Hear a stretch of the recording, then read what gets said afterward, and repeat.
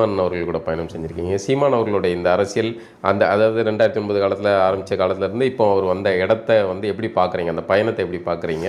இது ஒரு சாதாரண பயணம் இல்லைண்ணே. ஏன்னா இப்போ நம்ம இவ்வளோ நேரம் பேசிக்கிட்டு இருந்தோம்ல, இந்த சமூகத்துக்கு நடுவில் தான் அவர் இந்த அரசியலை பண்ண வந்திருக்காரு. இந்த சாதி ரீதியாக வேற்றுமை பார்க்கக்கூடிய இந்த இடத்துக்குள்ளே தான் அவர் அரசியல் பண்ண வந்திருக்காரு. அப்போது இந்த அரசியல் ஒரு சாதாரணமான விஷயம் இல்லை. அவருடைய பயணம் இன்னும் ரொம்ப நெடிய பயணம். இந்த சாதிய வன்மத்தை மனசுலேருந்து எடுத்து நாம் அனைவரும் தமிழர்கள்னு ஒன்றா சேர்ற இடத்த நோக்கி எல்லாத்தையும் நகர்த்துறாரு. அதனால அவர் மேலே நிறைய கல்லடிகள் விழதான் செய்யுது. அதை அவர் தாங்கிட்டு தான் நகர்றாரு. இந்த விஷயங்களை திரும்ப திரும்ப திரும்ப திரும்ப ஒருத்தரை நாம் தமிழர்னு பேசி கொண்டு வராரு பாருங்களேன். அதுக்கான எனக்கு தெரிஞ்சு இந்த சீமானனுக்கு பதிலாக வேற யார் இந்த இடத்துல நின்று இருந்தாங்கன்னா இந்நேரம் விலகியிருப்பாங்க.